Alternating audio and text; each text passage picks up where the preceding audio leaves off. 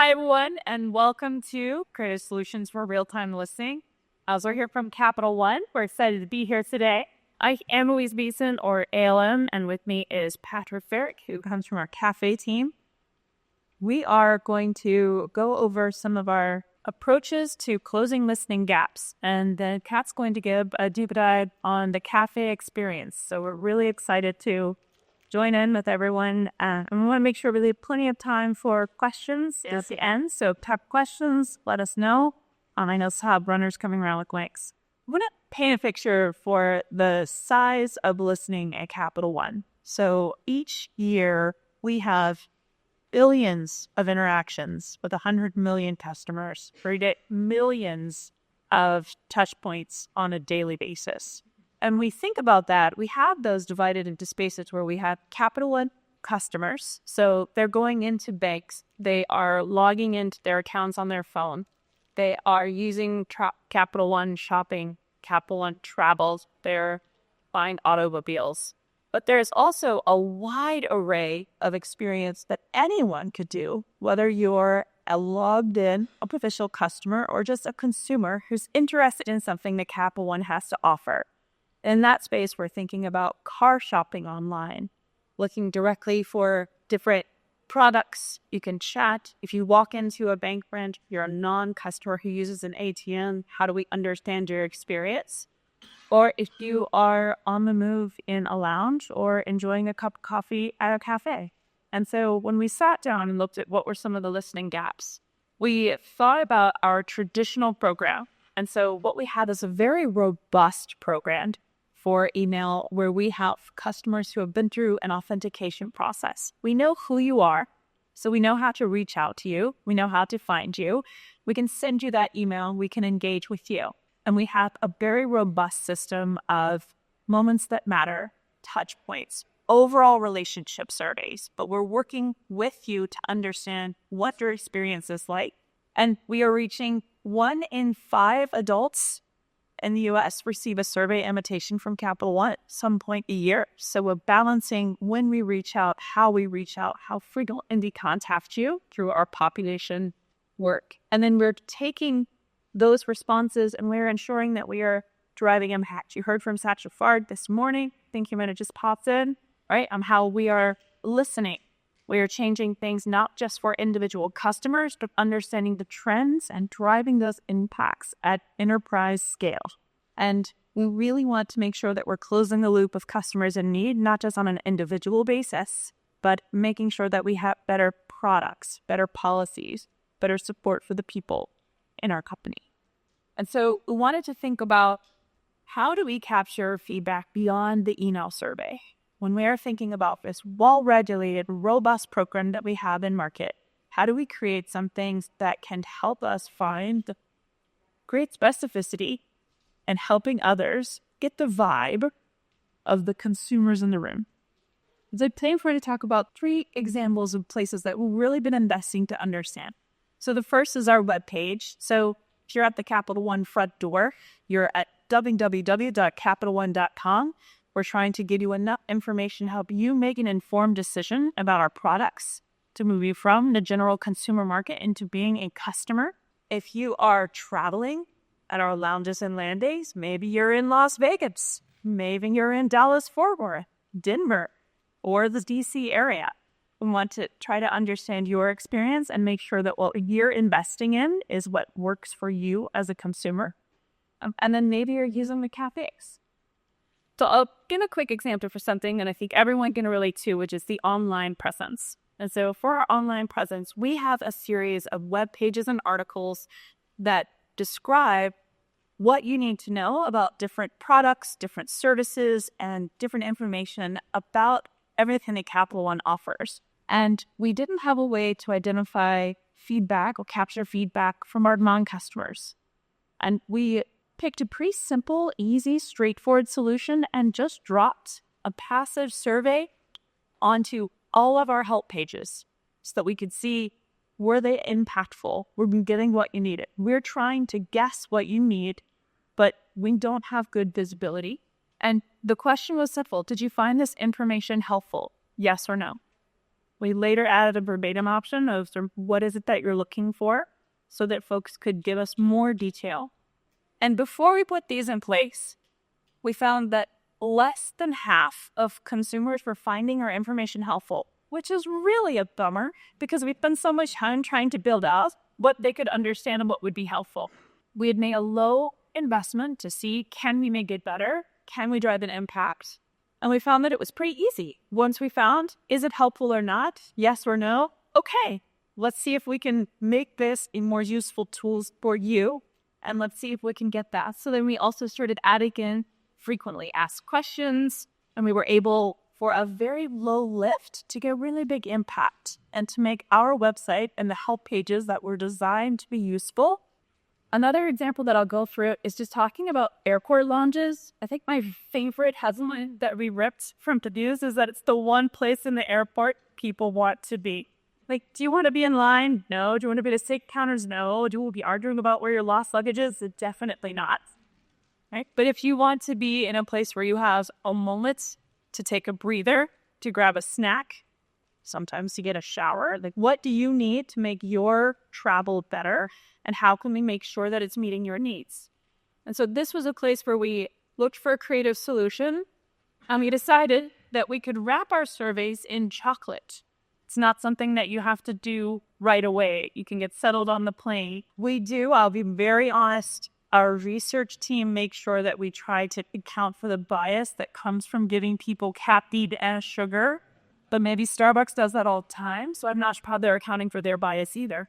What really helped us is thinking about the comments. And coming from a financial services company, this is a place that's a little bit new for us. We're figuring out how do we offer a premium experience that helps to boost our brand and helps to put us in the places where our travelers are, where our customers are, where those who are using our travel cards, their rewards points. And we found that a wait list would really help people, right? Like, how do I know when and where to get in? I'm trying to schedule this whole flight. Can I make this easy to access? Food offerings. There's just a lot of stuff. Like, I have a bunch of allergies. Can you tell me what's in here? Right? I don't want to get on a plane and have discovered I had made a grave mistake. Not a place to discover a grave mistake on flight. And then also, hey, we liked grab and go items. The atmosphere, the vibes really create a welcoming environment. Vibes are really big right now. Hard to measure, right? But you know when you get it right. And so this was a space that we were really fighting. It's just clean and had good style, right? So this helped us discover that we don't have to have a lounge in every airport. Sometimes we can have a kiosk with grab and go items. There's that snack that you like when you're on the move. So let's just make that part of the experience. And so these were just a couple of the examples that we have, and I'll hand it over to Patrick to do a really cool deep dive on our cafes. Thank you. So Patrick here from our market experience team, leading some CX efforts. Market experience is like our fancy way of saying physical locations. Capital One branches and Capital One cafes is what I'm talking about. Show of hands. Anyone who's ever been to a Capital One cafe or okay, all right. That's awesome. This team up here doesn't count and work. Another show of hands. Anyone else doing QR code surveys? Okay, cool.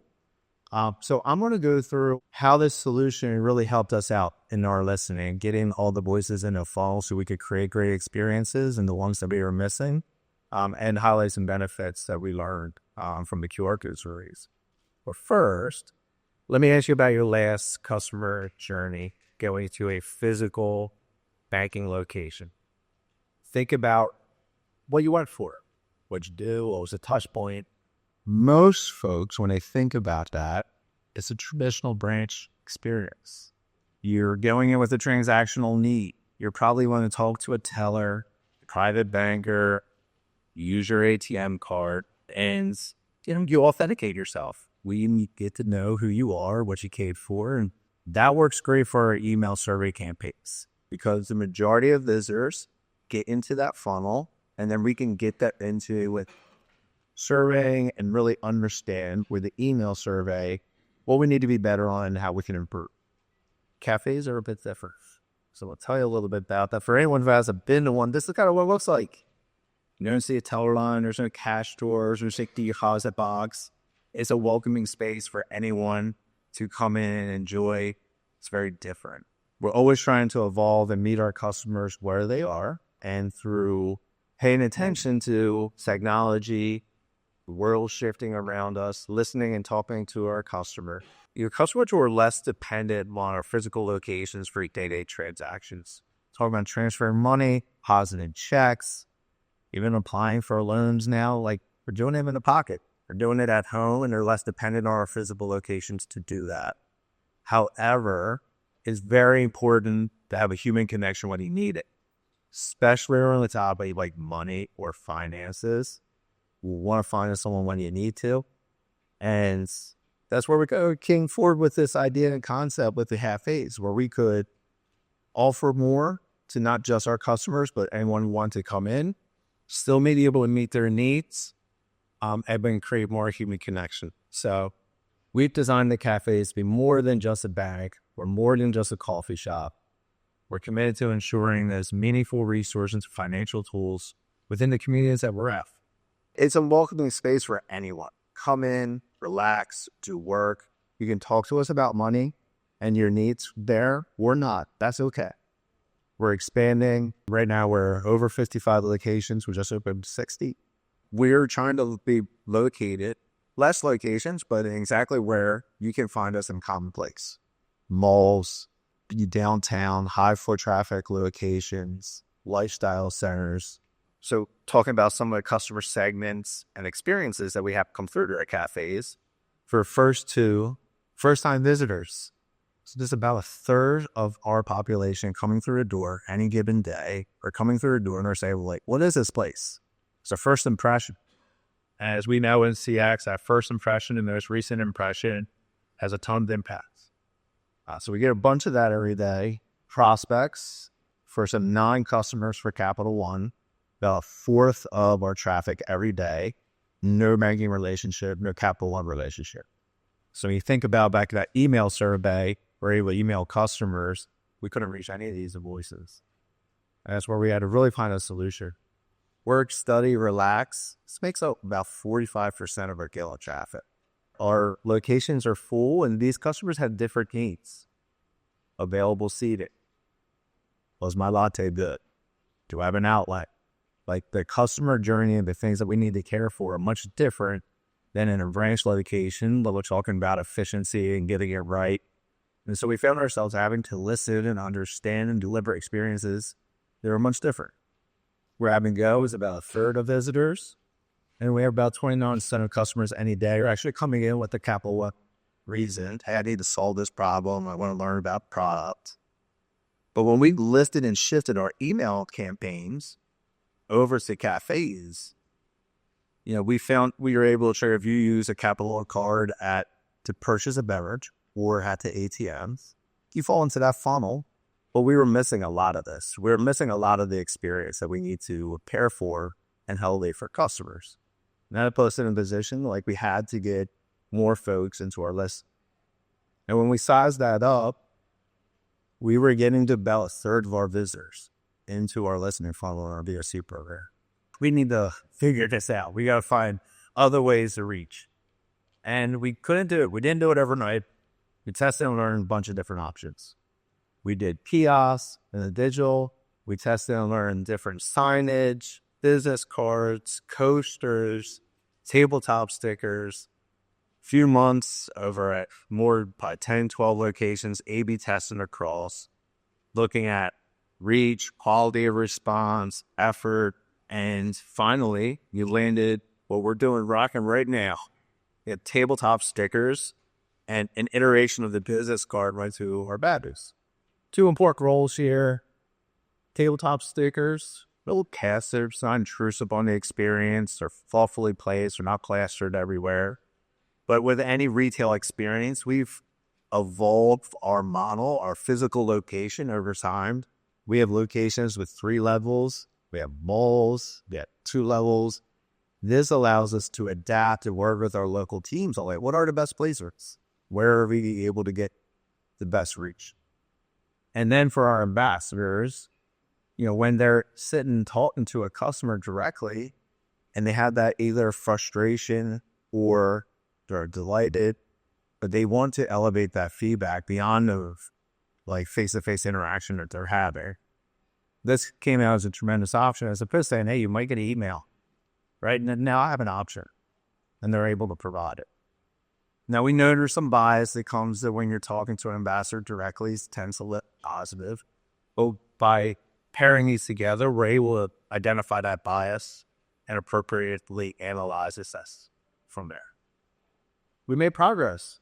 So on the yellow, you're seeing the email when we asked customers what they did when they came into the cafe, and in the blue, QRs. So yeah, we're successfully reaching more journeys, different experiences wall with our QR code. We're feeling great. We're still pushing to get more, but if you notice in the yellow on email, when you think about that action program, you're listening, you're analyzing the feedback, hey, what can the solver do better? Really leans into some of the experiences, but not all. And so now we're feeling much more well-rounded around our listening and being able to develop a better customer experience. Another great benefit for us that came forward was we're now able to effectively reach routes that we couldn't with email. One of my favorite things, I like a lot of things with cafes, I'm biased, but we do a lot of events and after hours for our customers and non-customers. So on the left here, we're a primary sponsor for Orange Bowl. They're named versus Penn State this year in Florida. This is our Miami Beach Cafe. They have a great pen for customers. They have Arena, Brady Quinn were there. Take pictures with the trophy. And on right, this is a salary transparency course that 59th and Lexington event had. These events are great, but they're also a great investment. When these customers are coming, they're not coming with a transactional need, so they're not at the ATM. And we're typically catering, so they're not buying food and beverage. So we're not, again, getting that route into emails. And now we have an option where we can hear from them during these experiences. Another great thing we found out from QR code surveys, really engaged responses.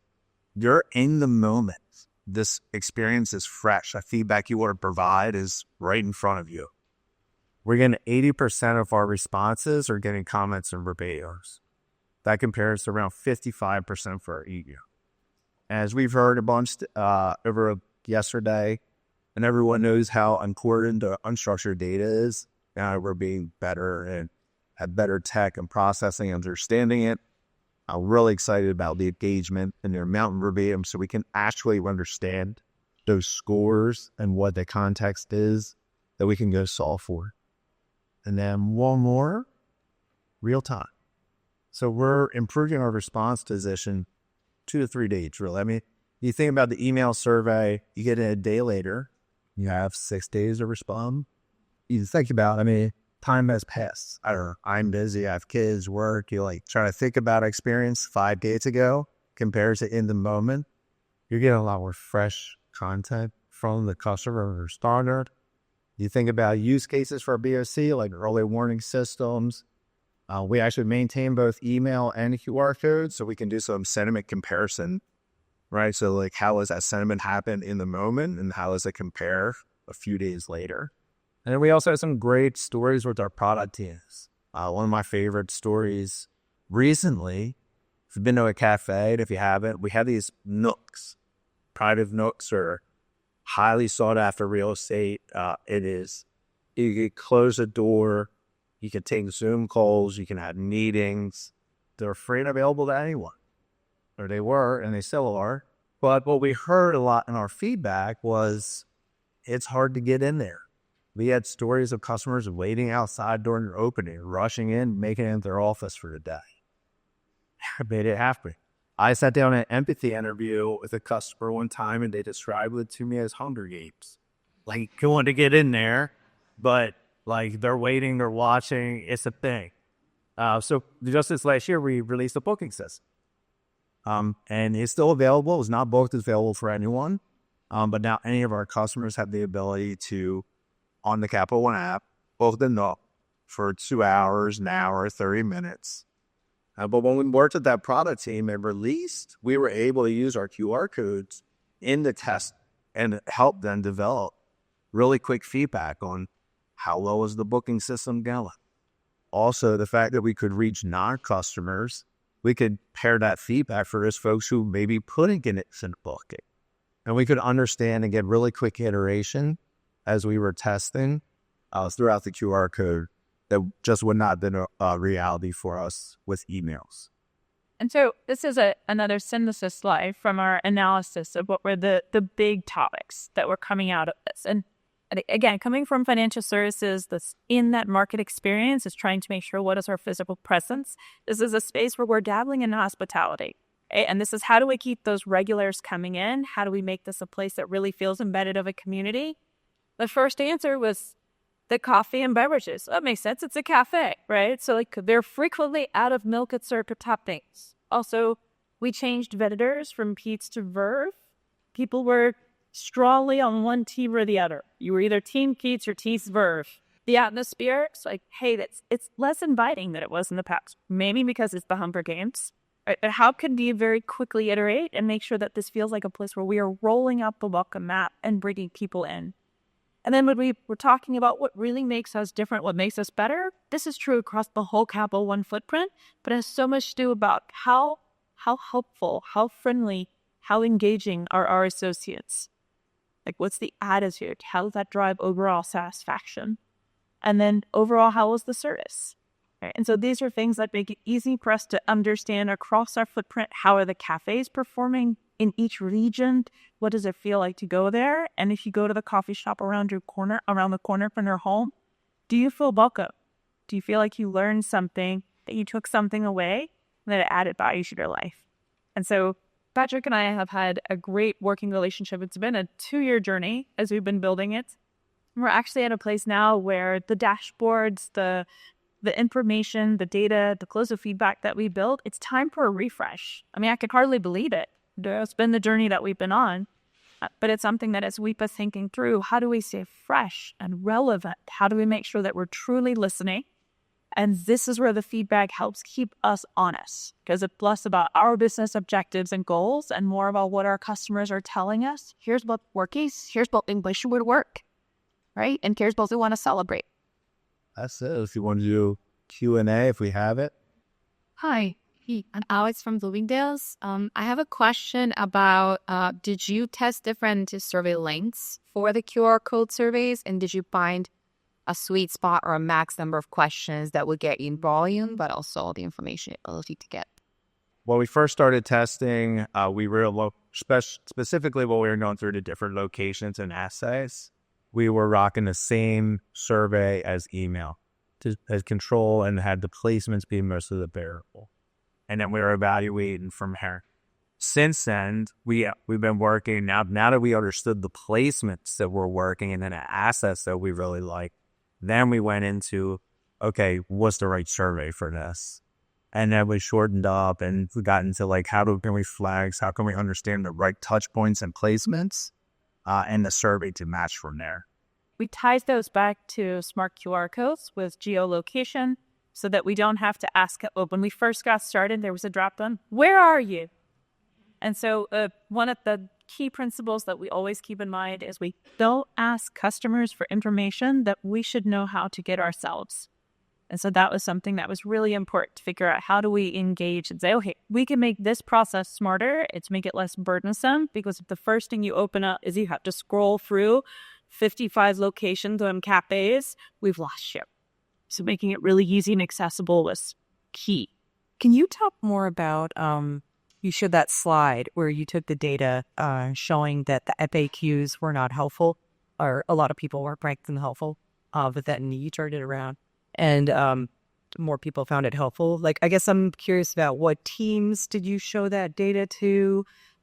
Was having that conversation awkward to try to improve the helpfulness there? Do you have any tips about starting those conversations, going about that improvement process? Yeah, really great question, Margaret. So I think this is not anything that's unique to any business, but it's, hey, that thing that you think you are rocking, right? It's falling a little flat. But I think one of the things that really helped us is we were starting in a place of help articles, right? So we know that this is, right? Like, are you at the bank, right? Like, how do we get in and help people here? And that was, I say, a great starting point of, hey, if we're thinking, is this useful? Is this going to help us achieve our objective? And that's a space where we have back-end data where we can watch the clicks, we can watch the progression. Where did you go next? I think that really helps. But when we're thinking about just the responses, it's very black and white. Did it help or did it not help? It's very easy to categorize yes or no. And so that helps take some of the analysis paralysis out of it by really making it simple. And also, because we had momentum in, we want these pages to be functional, useful, quick, and efficient. We could say, right now, we're close, but that gives us a place to iterate. I'm not sure if this is true for everyone, but the hardest thing for me to approach is a blank slide. I can write anything on that slide and have a starting point. We sometimes call it talking in caveman on my team, right? Like just put it down and then we can edit it. We can refine it. We can make it better. And so we realized that we had a place where we were starting. So anything we could do from there would help us. Also, because the numbers were coming in, you could see incremental progress. So the big bars are showing the big changes, but we could see the trends as we are working our way through. Also, as we did the first few pages, we could figure out and learn from our mistakes, so we weren't reinventing that at the time. So when you're building the original momentum, find a partner who's eager, right? Someone who has an OKR, has an objective, has a mandate to raise and improve, because that's your most engaged partner, who then becomes your showpiece and helps you with the internal marketing. I know we don't use the term internal marketing a lot anymore, but it's something that you're like, who's on the team? Get your detractors first, right? Win that clip over first, then make them your advocates. Because once you have the hardest voice in the room behind you, then you can get to the middle much faster. That was a great presentation. Thank you, guys. Just quickly, but the QR surveys, assuming they're anonymous, have you been able to experiment with ways to de-anonymize that so that you can try to figure out who some of these people are to give it extra context? And where have you been able to achieve that? So we do maintain email survey and QR code survey. Email survey is great because you do to the customers. So on the back end, if you go like get deeper in analysis and some of the feedbacks and demographics, so we still hold on to that. We had that in certain areas. The anonymous case is a bit of a trade-off, right? Because we want to reach these groups and their feedback is really important to us, but we don't really know them on the back end to pair a whole bunch of that data. So we usually really use it for sourcing the signals, right? Being able to trade off and get those voices that we couldn't get otherwise, understand their feedback, and then we end up pairing that with some other tactics to kind of understand that feedback a little bit deeper, whether that's the mystery shopping, there's some market research, parts of our team where we can target those learns in single to go a little bit deeper. Do that. Yeah, I think the phrase that you shared with me when we're talking about October is it's the hypothesis development. So we don't aim to have a voices telling us this is exactly my experience. We need to find 5 representatives who can walk us through it, develop that hypothesis, and really investigate. Hi, my name's Katie Masters. I work for WorldPay, and I'm just curious on the surveys. Do you segment between like a prospect or an existing Capital One customer? And if so, is the closed loop feedback system and connection with the customers different for those 2 segments? So on 4 times when we rotate out the surveys on QR code, there are moments where we're asking, hey, are you a customer or not? So we can kind of understand the pockets of feedback that we're getting, if that's applying to customers, non-customers, or both. The metadata is there in the email space because we're able to track even what platform you were in. And there's a lot more detail for where it was landed. And I think one thing that I've always admired about the cafe approach is that it is less about having a bank replacement and more about having a community embedded space.